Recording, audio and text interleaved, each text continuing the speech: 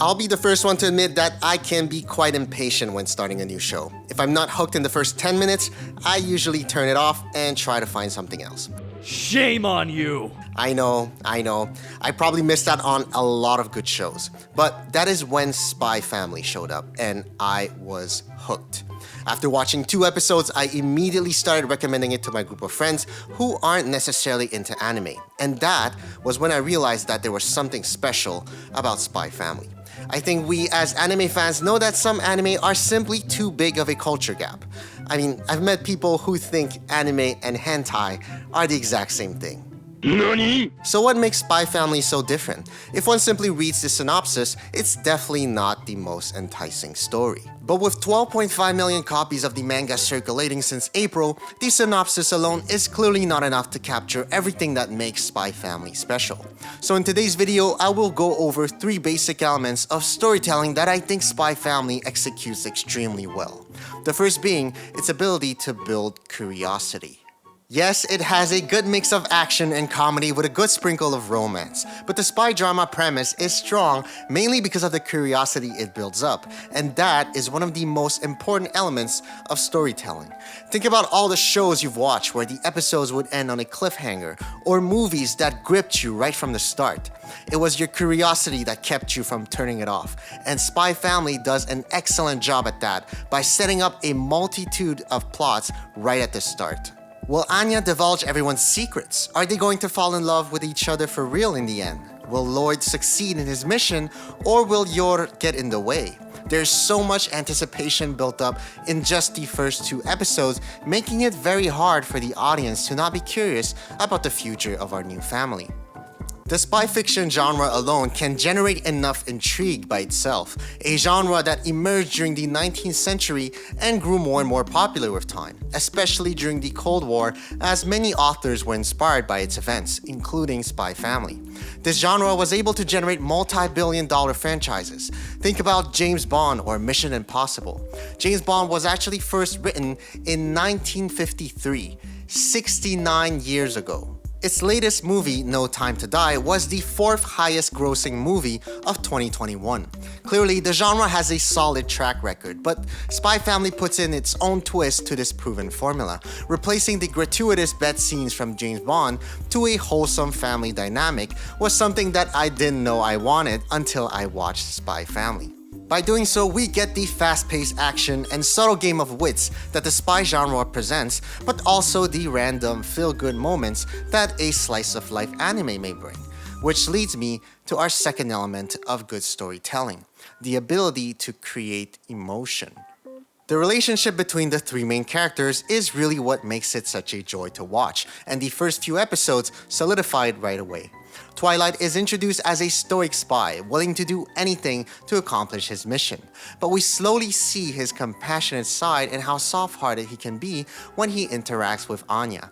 His character development works because the motivations and internal thoughts behind his character are laid out to the viewers in a rational and sensible manner, through narration, but also via Anya's telepathic abilities. And this was an ingenious plot device by Tetsuya Endo to let the viewers into the minds of his characters. For viewers to feel emotions from a fictional storyline, there needs to be a certain level of psychological realism behind the characters, and Spy Family is written as such.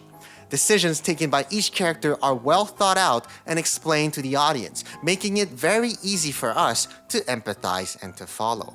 Lloyd is not just a spy, Yor is not just an assassin, and Anya is not just a child with telepathic abilities. Characters in the show are not one-dimensionally defined by their identity or powers. Their personalities are unique, as they should be.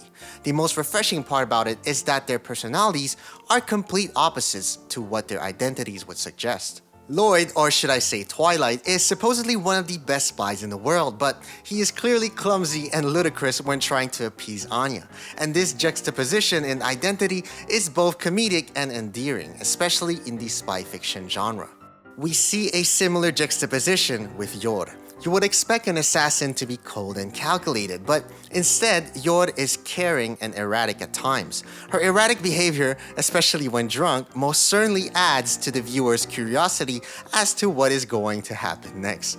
Not only that, but she also adds a splash of romance and wholesomeness as we see her love for Lloyd and Anya grow with time.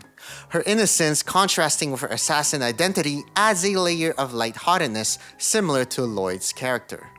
And then you have Anya, who is, dare I say, the most important piece of that bond between the three.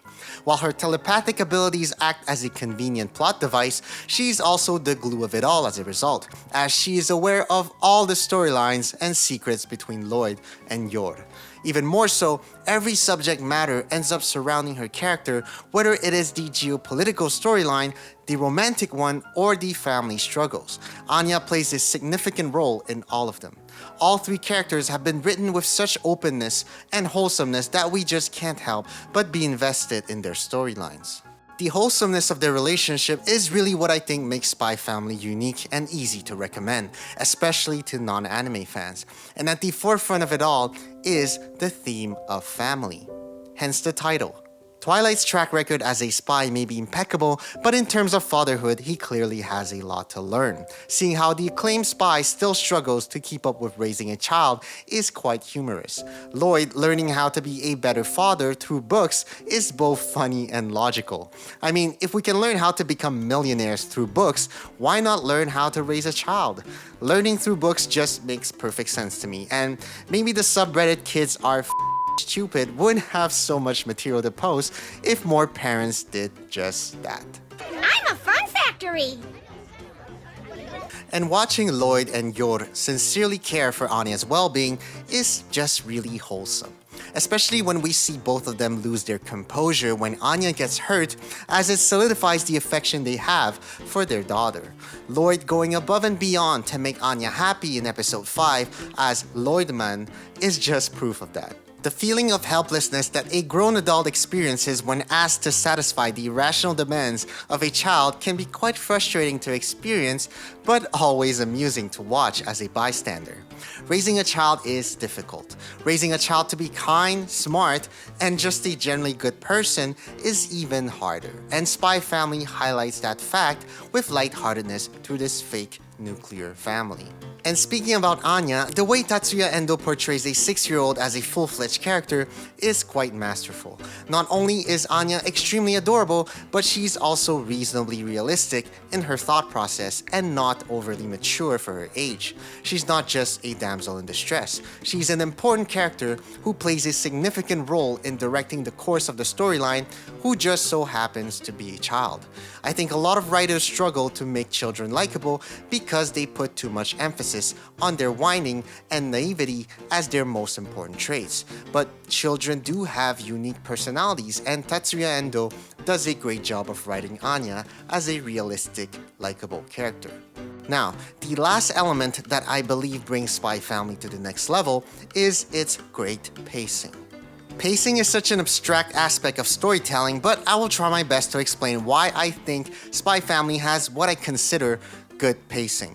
Good pacing is like the secret ingredient that makes a whole meal delicious, or the chemistry to a relationship, the sauce to a burger, you get the point.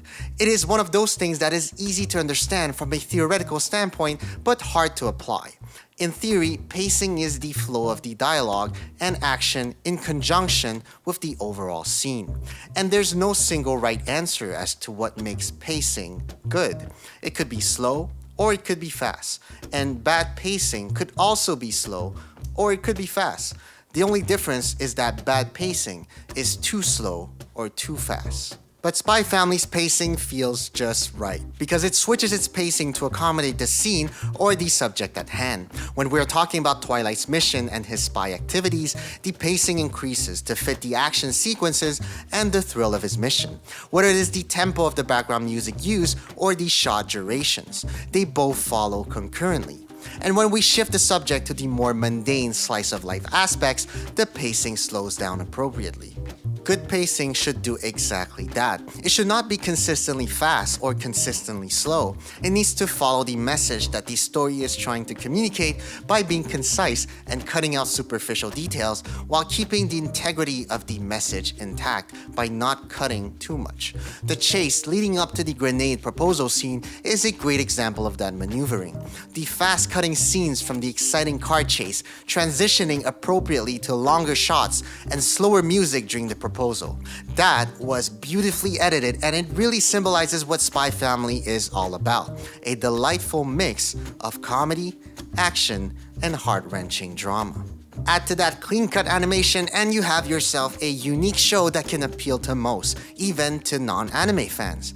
Spy Family has definitely been a breath of fresh air for me, and if you haven't jumped on the hype train of Spy Family yet, then now is the time to start.